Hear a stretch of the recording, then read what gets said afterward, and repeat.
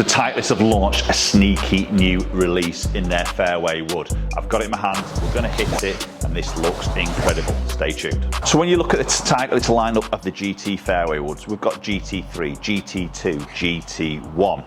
Generally associating the GT3 maybe with a better player or the more higher swing speed, slightly deeper face, maybe a bit of GT2 in there as a high product for most golfers. And then GT1 maybe sits as that more high launch, more forgiving, a little bit maybe aimed towards that slower swing speed sort of player. And then they bring out a GT1 3 Tour. That's right, they've whacked the word Tour after this, which you would probably think they would bring GT3 Tour out, but no, it's a GT1 Tour, and we're going to talk exactly why they've done that in this video. Okay, so let's have a quick look around the head to start off with. So on the bottom, we've got two adjustable weights. We've got a 3 gram weight and we've got an 11 gram weight. I've currently got this set up, and we're going to move these weights around in this particular video and test them both. But I've got the 11 gram weight set at the back of the club head, so pulling that CG a little bit further back, generally promotes a little bit of higher launch. A little bit more stability in the club head, more forgiveness in another word. GT1 has that low profile head, the lowest profile out of all the 3 models that they offer. And to be honest, when I put it into that playing position, the first thing, obviously what I do when I get the club out of its box, out of the wrapper, I stick it down into that playing position, and this was like, wow, this looks phenomenal. For me personally, I prefer that lower profile head. If there's any fairway wood I would sort of go for, I would go for something with a little bit more low profile, and that sits incredibly good. I've never been a huge fan of how the Titleist fairway would sit. They always looked a little bit deeper on the club face, but this definitely is ticking a box for me and sits incredibly square as well, which I also like. We've still obviously got the very classic Titleist look, you know, just the GT logo on the top, beautiful rounded shape, the black gloss finish. Okay, I'm going to get this first one hit. Looks great by the ball. We've got the white grooves, as we see with all the fairway woods. And that is a really nice high towering flight for 3 wood. Launched incredibly easy there. As I say, I've got that 11 gram weight at the back, so we might expect to see a little bit of that sort of launch, but 253 carry, 28 spin. Really nice ball flight and some numbers. So why GT1 and why putting a Tour into this? Well, this has really come from the Tour players when they do a lot of the testing, and Titleist said all the Tour players typically loved the look of the shallower face behind that golf ball that the GT1 offered. But obviously with those types of players, the launch was maybe a little bit too high, and maybe the spin was just a little bit too high as well with the CG location. So that's where the GT1 Tour has been born.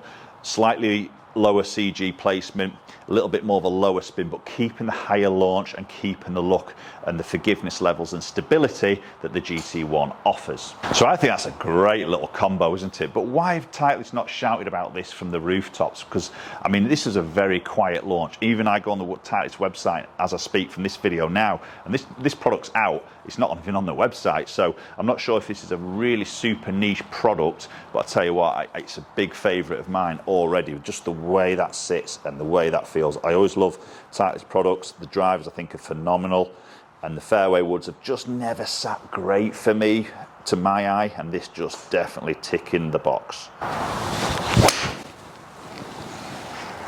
Oh yeah, little baby draw up the left. Great hang time on that golf ball there for me. 13 launch, 2.9 spin, 247 carry, we're at 262 is really good numbers, but a nice flight on that. So if you maybe just a type of golfer might just struggle to launch the golf ball off the ground, should I say, but you sort of want a bit of that low spin to get some maximum distance out of it, this could be a great option. So obviously we've still got the Sure Fit neck sleeve here from Titleist, so we can obviously dial in that loft and light angle. We've got the 2 weights which can be flipped, which we're going to change those around in a bit, and in this video and take a little look at maybe what that changes in the ball flight. It's a 3 wood, so it's obviously 3 wood length standard, which is 43 inches in Titleist. And I've got that set at A1, and the loft on this is 14.5 degrees. So it's a touch stronger than your GT2 3 wood loft at 15 and also your GT3. But I think this is a very confident, inspiring look behind the golf ball with a shallower face. It looks like you can launch this from some indifferent lies we might get faced with on the golf course. Okay, so that's a little bit of a low in the face strike, which generally is a miss with the fairway wood from the ground, if you're going to miss it, probably going to miss it a little bit low in the face. Now the spin's going to go up, I'm guessing. Yeah, there we go. So the spin has got up, and that's because we've got that low centre strike. So that's always putting that little bit of extra spin on the golf ball. So that has obviously dropped back a little bit of carry distance there, as we can see. Obviously going to affect a little bit of rollout distance as well. So it's spun up a little bit and landed a touch soft on me. Nice and straight, but that's what's going to happen a little bit on those low strikes. And I think this is where then you can play around with this weight. So depend on your delivery, depend on your strike patterns, depend on the spin that you typically produce from a fairway wood, whether that's a certain miss on the club face or a certain general pattern that you strike it, then we can adjust these weights accordingly to try and control that spin a little bit. What sort of other technology is happening in here? Well, really it's the same technology you're going to see in the other fairway woods. We've got that seamless thermoform crown that is ultra lightweight, very strong but ultra lightweight. Obviously that's going to save some weight and gets sort of distributed in the head. And to be honest, that's pretty much it in terms of technology. Everything's the same as what we see in the other fairway woods. Obviously the centre of gravity location is different, which is trying to promote that little bit of a different spin number from the standard GT1. Oh, that's a good strike. I really like that height actually. Seems to be a little bit of a higher flight, but very forward flight. So it's not like it's high spinning up and really sort of, you know, stalling in the air, so to speak. It's very sort of strong, but nice sort of height on it as well. Right, so let's play around with these weights now. Let's flip that 11 gram weight now in the front of the head and let's see what that changes, if anything. So just to make it a little bit easier to know which is the 3 gram weight and which is the 11, is the 3 gram weight has that white ring around it. So quite visual there on the bottom to know which positioning we have it. So we can see there now the white ring is at the back, that's the 3 gram. The heavier 11 gram weight now is forward. We're generally going to see a little bit more ball speed, faster ball speed, maybe a little bit of a lower launch and potentially more of a lower spin. So we're going to test that now and see if that flight is any different. Oh, it's a good solid strike. I mean, that doesn't look any different trajectory wise from where that weight was before. And if anything, the spin has actually gone up slightly. That was, I mean, it was probably a hair low maybe, but it was very centered. Again, that was a fraction low in the face. Flight was a touch lower on there, maybe because of the slightly lower strike, but again, the spin's going to creep a little bit. So even, and if you think this is a great point here, actually, when you look at these positionings of weight, and obviously what maybe each of these brands will say, you move that heavy weight forward, you're going to get lower spin. Possibly, yeah, if the strike was very central in exactly the same place, but unfortunately we're not all robots, are we? We've got to understand our misses, and for me there, a low strike will obviously pop that spin up. Now, with the weight forward, would it pop it up less than it would do with the weight back? Probably would do. So again, understanding your miss, if it is a little bit low in the face, the weight forward will probably help to manage it. Will it give you low spin all the time? No, it won't, but it'll help to manage that particular miss.